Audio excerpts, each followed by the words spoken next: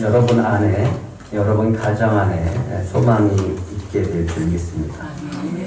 코로나 이후 배우자의 관계가 더 좋아졌다라고 합니다. 왜 그럴까요? 예, 그렇습니다. 갈 데가 없이 집안에 있으니까, 집안에 있다 보니까, 물론 다투는 가정도 있겠지만, 더 사이가 좋아졌다라는 통계가 있습니다. 집에 있는 시간이 많아졌기 때문이다. 이렇게 얘기를 합니다. PPT를 넘겨주실래요? 우리나라의 가정의식에 변화가 나타나고 있다. 지난번에도 한번 이야기한 적이 있습니다. 이런 의식의 변화가 있습니다. 결혼하지 않고도 자녀를 가질 수 있다. 비혼 출산에 동의하는 사람들이 31% 이렇게 되어 있습니다. 결혼하지 않더라도 함께 살 수 있다. 이건 비혼 동거죠. 60%입니다. 굉장히 많은 수치죠. 결혼을 해야 될까요? 결혼해야 된다. 51%. 결혼하지 않아도 된다. 굉장히 많은 사람들이 결혼하지 않아도 된다라는 의식을 갖고 있습니다. 결혼하면 자녀를 가져야 합니까? 라고 물어봤습니다. 결혼하면 자녀를 가져야 한다. 그래도 68%예요. 그렇지만 꽤 많은 사람들이 자기는 결혼해도 자녀를 낳지 않겠다라고 얘기합니다. 그래서 지금 지난해 출산율이 1.1명에서 2년 연속 세계 198개국 중에 꼴찌라고 합니다. 1등을 참 좋아하는 나라인데 꼴찌를 하고 있습니다. 결혼 5년차 신혼부부 5쌍 중에 한 쌍이 자녀가 지금 없다라고 합니다. 심각한 상태라고 할 수 있죠.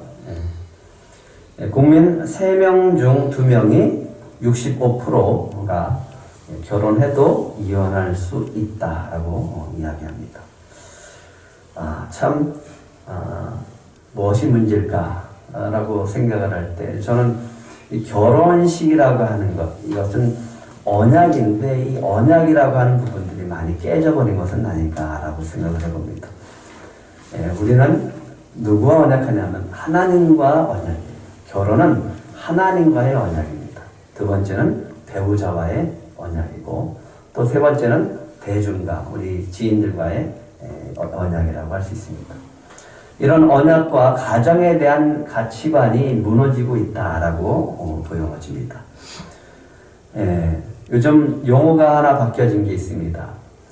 가출 청소년이 뭐로 바뀌어진지 아십니까? 가출 청소년, 가정 밖 청소년 이렇게 되어 있습니다. 가정 밖에 있는 청소년. 보살핌이 필요하거나 사정이 있어 집을 나온 청년이라는 그런 상황적인 요소를 중점을 두고 있다라고 하는 그런 차원에서 가정 밖 청소년. 저는 이 용어를 보면서 많은 생각을 하게 됐습니다. 뭐가 소중할까요? 가정이 소중하다라고 하는 거죠. 가정 안에 있고 가정 밖에 있다. 이 가정이 얼마나 소중하다라고 하는 것을 다시 한번 깨닫게 되어집니다. 시대가 아무리 변하고 세월이 아무리 변해도 가정의 소중함은 변하지 않습니다. 하나님은 이 세상을 창조하시고 인간을 창조하시고 가장 먼저 만들어놓은 공동체가 바로 가족 공동체라고 하는 겁니다. 특별히 코로나 시대에 우리는 가정에 대한 더욱더 소중함을 느끼고 있는 시대라고 보여집니다. 저는 그렇습니다. 세월이 흐르고 시간이 갈수록 제가 나이가 들어갈수록 자녀가 커갈수록 더욱더 느껴지는 것, 더욱더 강조하고 싶은 것, 믿음의 배우자를 만나야 된다라는 거예요. 믿음의 가정을 이루고 살아가는 게 얼마나 소중한지 나이가 들면 나이가 들수록 사람을 만나면 만날수록 깨닫고 또 깨닫는 게 뭐냐면 믿음의 가정을 이루는 여러분들의 가정이 다 믿음의 가정들이 되기를 축복합니다. 믿음의 배우자를 만나시기 바랍니다. 믿음의 배우자를 선택하시기 바랍니다. 예전에 우리 교회에 잠깐 오셨다가 가신 모녀가 있습니다. 어머니가 딸 때문에 무척 속상했어요. 그리고 기도 제목을 내놨습니다. 딸이 믿음의 가정을 좀 꾸렸으면 좋겠습니다. 딸이 믿지 않는 남자친구를 만나는 거예요. 배우자를 믿지 않는 남자친구를 선택한 겁니다. 그러니까 어머니가 보기에 직장도 변변치 않고 또 믿음도 없고 또 심지어는 그 어머니에 대한 이 태도가 굉장히 불손한 거예요. 예의도 없어요. 그리고 딸에 대한 사랑도 그렇게 돈독하지 않은 것 같아요. 책임감도 없어 보입니다. 그러니까 어쩔 수 없이 결혼을 반대할 수밖에 없었습니다.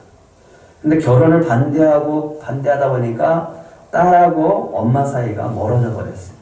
아빠는 일찍 소천하셨고 딸은 외동딸 하나밖에 없는데 엄마하고 딸밖에 없는데 이 배우자의 선택하는 문제 때문에 둘이 사이가 멀어져 버린 거예요.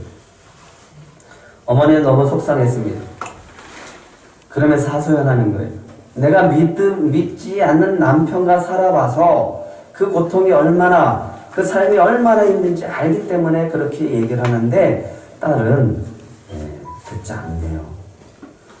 믿지 않는 남편과 살아가는 것이 얼마나 불행인지, 얼마나 고통스러운 일인지 좀 알았으면 좋겠는데 딸이 도무지 듣지를 않네요. 그렇게 해서 간절히 기도했지만 딸은 여전히 그 배우자를 떠나보내지 않고 그 배우자를 선택하는 것을 보게 되어졌습니다. 그 이후로는 소식을 못 들었어요. 제가 보기에는 아마도 어머니가 포기해야 되지 않을까라는 생각을 했습니다. 딸이 워낙 강경해서. 넘겨주세요. 고린도후서에 이런 말씀이 있습니다. 한번 같이 읽어볼까요? 시작. 너희는 믿지 않는 자와 멍에를 함께 매지 말라. 의와 불법이 어찌 함께하며 빛과 어둠이 어찌 사귀며 그리스도와 벨리알이 어찌 조화되며 믿지 않는 자와 믿는 자와 믿지 않는 자가 어찌 상관하며. 꼭 믿음의 배우자를 선택하라고 하는 거예요. 믿음의 가정을 이루라고 하는 겁니다. 그래서 여러분들은 믿음의 명가들이 되시기를 축복합니다. 그래서 늘 기도합니다. 여러분들을 놓고 기도할 때 항상 믿음의 명가들, 특별히 우리 청년들을 놓고, 우리 주일학교 학생들을 놓고 기도할 때, 자녀들을 놓고 기도할 때 믿음의 명가들이 되기를 위해서 간절히 기도하고 있습니다. 그런데 이미 믿지 않는 배우자를 선택했다면, 이미 믿지 않는 남편과 살고 있다면 어떻게 하시겠습니까? 어떻게 하시겠습니까? 한번 따라해 보시기 바랍니다. 아직도 소망이 있습니다. 다시요. 그래도 소망이 있습니다. 그래도 소망이 있습니다. 왜 소망이 있는가? 그건 내가 바로 하나님의 거룩한 자손이기 때문에 그렇습니다. 누가요? 내가. 남편이 믿지 않더라도, 내 배우자가 믿지 않더라도 내가 거룩한 하나님의 자손이기 때문에 소망이 있는 겁니다. 우리 가정은 그래서 아직 소망이 있는 줄 믿으시기 바랍니다. 2절을 한번 같이 읽겠습니다. 2절 시작. 엘람 자손 중 여엘의 아들 스가냐가 에스라에게 이르되 우리가 우리 하나님께 범죄하여 이 땅 이방 여자를 맞이하여 아내로 삼았으나 이스라엘에게 아직도 소망이 있나니. 에스라가 하나님의 성전 앞에서 엎드려서 통곡하면서 울고 있습니다. 기도합니다. 하나님, 이 이스라엘의 죄를 어떻게 할까요? 이방 여인과 통혼했던 이 이스라엘 백성들이 또 똑같은 죄를 범죄하고 있는데 이 어떻게 해야 될 거야 하면서 통회하고 자복을 하고 있습니다. 그때 많은 백성이 같이 크게 통곡하면서 이스라엘 백성이 많은 사람들이 이 에스라에게 나옵니다. 그 중에 한 사람이 있습니다. 이 스가냐라고 하는 사람은 어떤 사람인지 잘 모릅니다. 그런데 이 스가냐를 소개하면서 앞에 이게 이렇게 얘기합니다. 엘람 자손 중 여히엘의 아들 스가냐. 엘람 자손이라고 합니다. 엘람 자손. 성경에서는 이 족보를 많이 이야기합니다. 자손이라고 하는 거죠. 네. 엘람 자손 여히엘의 아들 스가냐. 근데 이 스가냐라고 하는 사람은 이방 여인과 결혼한 것이 하나님 앞에 큰 죄라고 하는 것을 알고 있는 사람입니다. 그런데 그 죄가 있음에도 불구하고 에스라 앞에 나와서 뭐라고 하냐면 아직도 소망이 있습니다 라고 이야기합니다. 왜 소망이 있다라고 할까요? 왜 소망이 있을까요? 하나님 앞에 죄를 자복하면 하나님께서 용서하시고 또 그 죄 앞에서 죄를 떠나보내고 다시 하나님의 말씀 앞에서 우리가 제대로 서면 하나님의 말씀을 따르면 다시 하나님의 은혜가 부어지기 때문에 그렇다라고 하는데 이걸 알고 있었습니다. 그래서 3절에서 이렇게 얘기합니다. 내 주의 교훈을 따르며 우리 하나님의 명령을 떨며 준행하는 자의 가르침을 따라 아내와 자식들을 다 내보내기로 하나님과 언약을 세우고 율법대로 행할 것이라 라고 말하고 있는 겁니다. 그러면서 에스라에게 결정대로 따를 테니까 좀 일어서세요 이렇게 얘기를 합니다. 에스라가 참 이 스가냐의 말을 듣고 얼마나 큰 위로가 됐을까를 생각해 봤습니다. 오늘 스가냐가 이렇게 얘기합니다. 이스라엘에게 아직도 소망이 있습니다. 그래요. 아직도 이스라엘에게는 거룩한 자손이 있습니다. 그래서 소망이 있는 거예요. 에스라가 또 있습니다. 에스라는 성경에서 뭐라고 얘기합니까? 7장 1절부터 5절까지 쭉 족보를 얘기합니다. 에스라는 스라야의 아들이요 누구의 손자요 쭉 올라가면서 대제사장 아론의 16대 손이다 이렇게 얘기를 합니다. 왜 이 얘기할까요? 역시 에스라도 거룩한 자손이다라고 합니다. 이스라엘 민족의 죄 앞에서 속옷과 겉옷을 찢은 채 무릎을 꿇고 하나님을 향해서 손을 들고 간절히 통회하고 자복을 합니다. 이런 거룩한 자손이 있다라고 하는 거예요. 이 시대 아직도 우리 가정 안에 소망이 있음을 믿으시기 바랍니다. 왜 소망이 있을까요? 그렇죠. 여러분들이 있기 때문에 소망이 있습니다. 여러분들의 가정은 여러분들이 있기 때문에 소망이 있는 줄 믿으시기 바랍니다. 따라해 보시기 바랍니다. 나는 하나님의 거룩한 자손이다. 여러분 때문에 소망이 있는 거예요. 나를 통해서 주님은 거룩한 가정을 세워주실 줄 믿습니다 라고 여러분들은 믿음의 고백을 하시기 바랍니다. 사람들을 만나보면 목사님들도 가운데 믿음의 5대 얼마 전에는 믿음의 3대인데 3대째 목회자 가정이라고 하더라고요. 그런 분들 보면 무척 부러워요. 어떻게 5대일까? 어떻게 5대일까? 어떻게 3대 애를 목회자 가정으로 계속 이어갈까? 혹시 내 아들도 이런 이렇게 생각을 해보지만 네.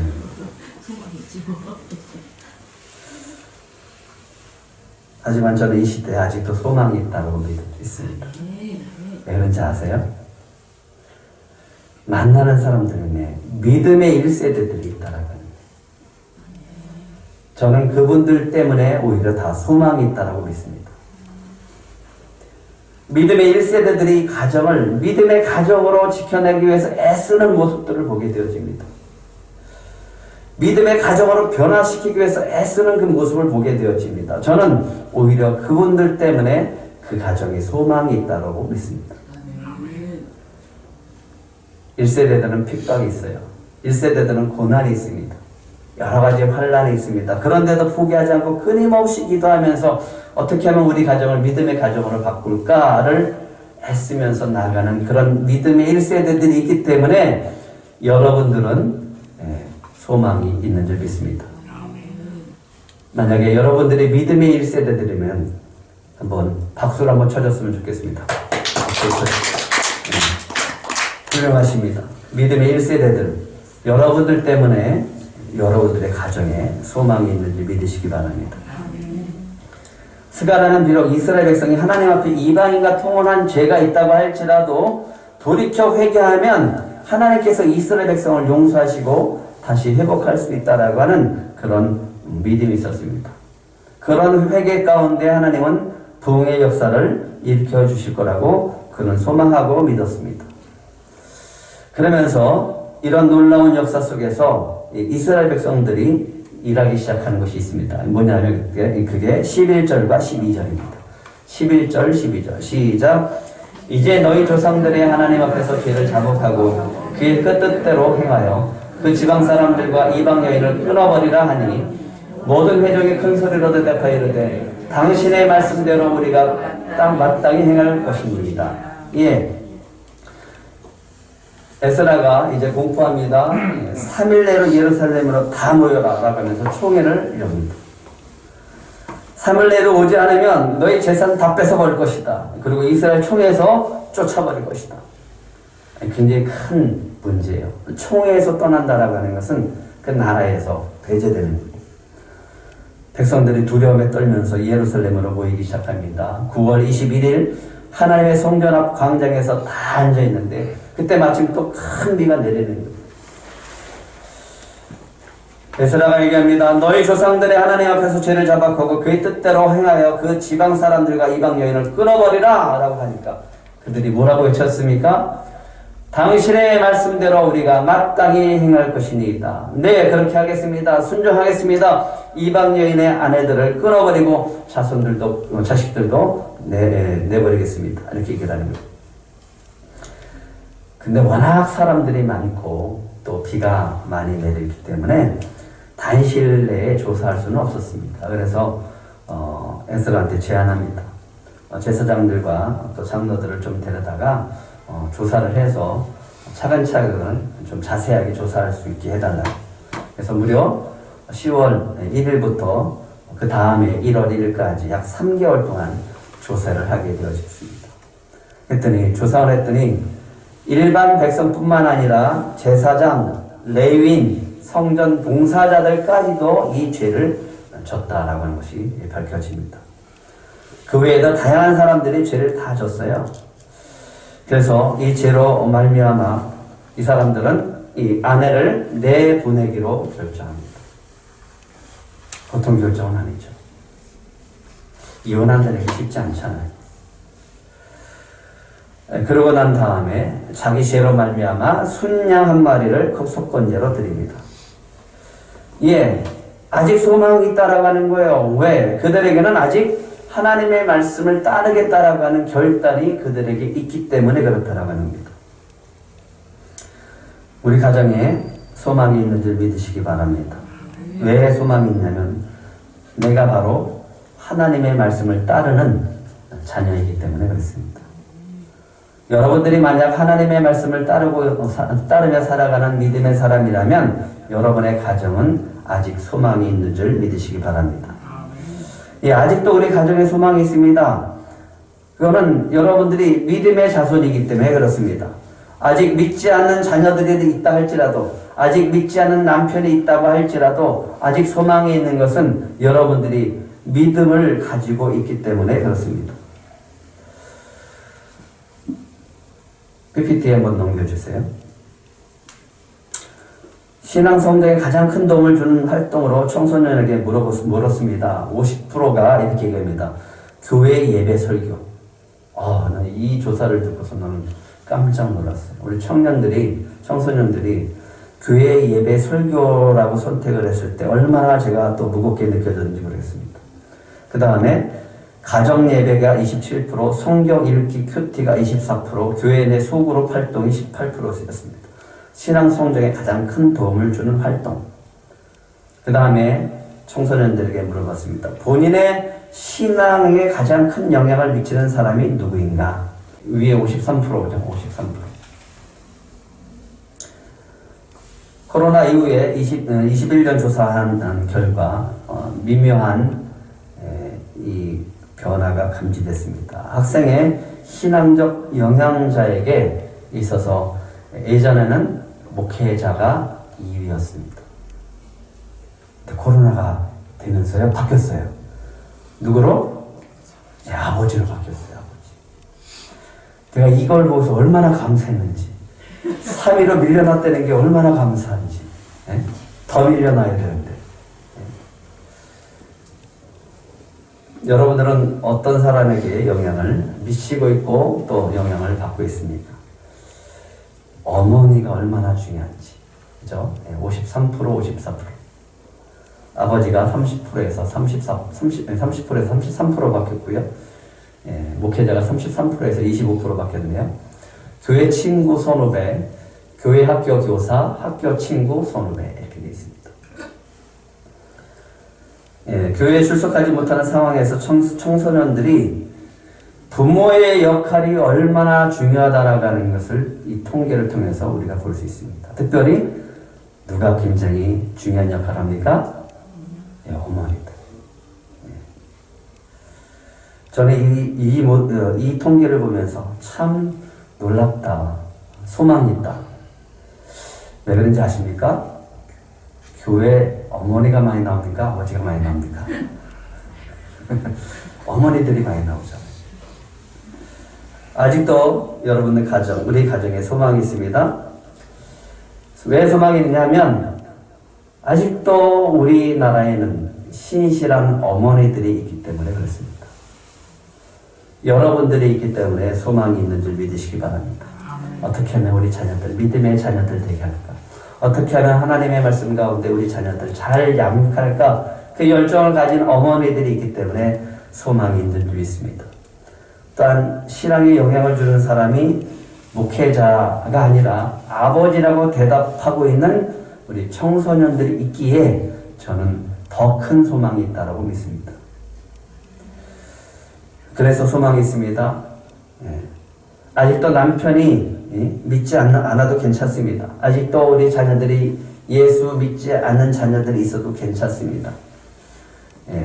더 중요한 것은 여러분들이 있기 때문에 소망이 있는 겁니다. 특별히 믿음의 어머니들이 있기 때문에 소망이 있는 줄 믿으시기 바랍니다. 우리 들꽃 가족은 다 믿음의 명가들이 될 줄 믿습니다. 왜 우리 가정 안에 아직도 소망이 있는지 아십니까? 6절 한번 우리 표준 세 번역으로 읽겠습니다. 다음 PPT 넘겨주세요. 시작. 에스라는 하나님의 성전 앞에서 물러나와 엘리아십의 아들 여호하난의 방으로 들어가서 포로로 잡혀갔다가 돌아온 백성이 지은 죄 때문에 밤이 새도록 밥도 먹지 않고 물도 마시지 않으며 슬피 울었다. 이스라엘의 죄를 듣고서 속옷과 겉옷을 찢고 머리털과 수염을 뜯으면서 기가 막혀서 앉아 있었어요. 너무 기가 막혀서. 그리고 이스라엘의 죄를 품고서 그는 통곡하면서 하나님 앞에 회개하면서 얼굴도 두지 못하겠다라고 그러고 기도하고 있었습니다. 하나님의 성전 앞에서 통회하고 자복했습니다. 이스라엘 백성이 어떻게 하나님의 멸망당했던 그 죄를 다시 지을 수 있냐고요. 이방인 아내와 결혼하고 이방인과 결혼해서 자식을 낳을 수 있을까? 이것은 에스라에게 너무 큰 충격이었습니다. 그것도 한두 사람이 아니라 그렇게 결단한 사람들의 그 명단들이 계속해서 에스라의 맨 마지막 장을 기록하고 있습니다. 근데 그들이 결단한 것이 있습니다. 이제 에스라의 통곡과 에스라의 명령을 따라서 이제 아내들, 이방 여인들을 보내고 자식들도 내보내기로 결단합니다. 쉽지 않죠. 그 명단이 오늘 기록되어 있어요. 이 명단을 보면서 참 가슴이 아프더라고요. 어떻게 사랑하는 아내, 어떻게 사랑하는 자녀를 내보낼 수 있을까? 방법이 없을까요? 같이 살 수 있는 방법이 없을까요? 방법이 있어요. 방법이 있어요. 이혼 안 하고, 아내 내쫓지 않고, 자식들 내쫓지 않아도 될 수 있는 방법이 하나 있습니다. 뭘까요? 아내가 하나님을 믿으면 되는 거예요. 자식이 하나님을 믿으면 됩니다. 하나님이 왜 이방 여인과 결혼하지 말라라고 했냐면, 이방 여인과 결혼하면 따라가니까. 우리가 믿지 않는 배우자를 선택하지 말고 믿지 않는 남편을 두지 말라라고 하는 이유는 따라가니까 그런 거예요. 아니야, 내가 결혼하면 내가 당신 말대로 교회 나갈게. 그죠? 그래서 속으신 분들이 많을 거예요. 이방 여인을 내보내지 않는 방법이 있습니다. 그 아내가 하나님을 믿으면 돼요. 이스라엘 총회로 들어오면 되는 거예요. 모함 여인은 절대로 하나님이 그랬습니다. 이스라엘 총회에 들어오지 못한다. 그런데 들어온 여인이 있어요. 누구예요? 룻이죠. 룻이 어떻게 들어왔어요? 룻이 이르되 내게 어머니를 떠나며 어머니를 따르지 말고 돌아가라 강건하지 마옵소서. 어머니께서 가시는 곳에 나도 가고 어머니께서 머무시는 곳에 나도 머물겠나이다. 어머니의 백성이 나의 백성이 되고 어머니의 하나님의 나의 하나님이 되시리니. 그래서 룻은 이스라엘 총회에 들어왔어요. 이스라엘 총회에 들어온 것뿐만 아니라 다윗의 증조모가 되어지고 예수 그리스도의 족보에 올라가게 되어지는 영광을 얻게 되었습니다. 방법이 있습니다. 아직 소망이 있는 것은 가정을 위해서 지금도 눈물로 기도하는 여러분들이 있기 때문에 소망이 있는 줄 믿으시기 바랍니다. 믿지 않는 남편들을 위해서. 그런 위대한, 기도하는 위대한 어머니들이 있기 때문에 아직 소망이 있는 줄 믿으시기 바랍니다. 안 믿는 남편들 따라가다 보면 자꾸만 안 나오게 되어지고, 안 나오다 보면 쉬게 되어지고, 쉬다 보면 결국은 떠나는 경우가 많습니다. 몇 가지 부류가 있더라고요. 적극적으로 아주 좀 나가면 안 된다라고 하는 이 반대파, 교회 가는 것을 적극적으로 반대하는 남편들이 있습니다. 근데 요즘 사람들은 그래도 조금 나아진 것 같아요. 나가는 건 허락해요. 나가는 건 허락하는데 나한테 교회 짝 꺼내지 말아라. 예수 짝 꺼내지 말아라. 그렇게 하는 사람이 있습니다. 또 더한 사람이 있습니다. 나도 믿어. 나도 마음속으로는 믿는다. 근데 난 교회는 안 갈 뿐이다. 너나 열심히 다녀라. 이렇게 얘기하는 분도 있습니다. 여러분들에게 부탁하는 말을 드렸으면 좋겠습니다. 그럴지라도 겸손하고 온유한 자세로 복음을 전하시기 바랍니다. 교회 갈 수 있게 해줬다라고 하면 그 남편한테 그렇게 한번 해보세요. 여보 고마워. 교회 갈 수 있게 허락해 주셔서 고맙습니다. 라고 남편에게 그렇게 한번 말해 보시기 바랍니다. 내가 당신을 위해서 예배드리고 우리 가정을 위해서 예배드리고 있잖아. 그렇게 허락해 줘서 고마워. 하나님은 당신을 사랑하셔. 나도 당신을 사랑해. 그리고 나는 우리 가정이 다 믿음의 가정이 됐으면 좋겠어. 라고 여러분들이 믿지 않는 남편에게 감사와 고마움의 표현 한번 해보시기 바랍니다. 그리고 방법 없습니다. 그냥 때를 기다리며 기도하는 방법밖에 없습니다. 그리고 늘 남편에게 겸손과 온유의 태도로 이렇게 보여주시기 바랍니다. 남편은 존중받는 걸 좋아해요. 남편은 격려받고 칭찬받고 인정받고 진심으로 자신을 사랑한다라고 하는 것을 확인하고 싶어합니다. 그걸 보여주면 변화가 나타나게 되어질 줄 믿습니다. 아직도 우리 가정에 소망이 있는 이유, 눈물로 기도하는 사람들이 있기 때문에 그렇습니다. 눈물로 믿지 않은 남편, 믿지 않는 자녀를 위해서 기도하는 여러분들이 있기 때문에 그렇습니다. 그래서 이번 주 여러분들을 위해서 미션을 드리겠습니다. 맨 마지막 거 올려주세요. 만약에 혼자라면요, 들고 가족들에게 한번 해보시고, 여러분의 가족이 있다라고 하면 소망의 말, 사랑의 말, 축복의 말을 전해보시기 바랍니다. 그리고 저한테 카톡으로 저는 남편에게 저는 이런 말을 전했어요. 그리고 보내주세요. 숙제입니다. 1등한 사람의 소정의 선물을 드리겠습니다. 감동을 주신 사람. 그렇게 해야죠. 그죠? 네. 여러분들은 하나님의 거룩한 자손인 줄 믿으시기 바랍니다. 말씀을 따라 믿음의 자녀로 세워졌고, 여러분을 통해서, 여러분들의 눈물의 기도를 통해서 믿지 않는 가족들이 믿음의 가정들로, 믿음의 명가들로 세워주게 되어질 줄 믿습니다. 한 주간 이 미션을 잘 감당해서 여러분들 안에 감동의 물결이 흐르는 그런 한 주간 되기를 간절히 바랍니다.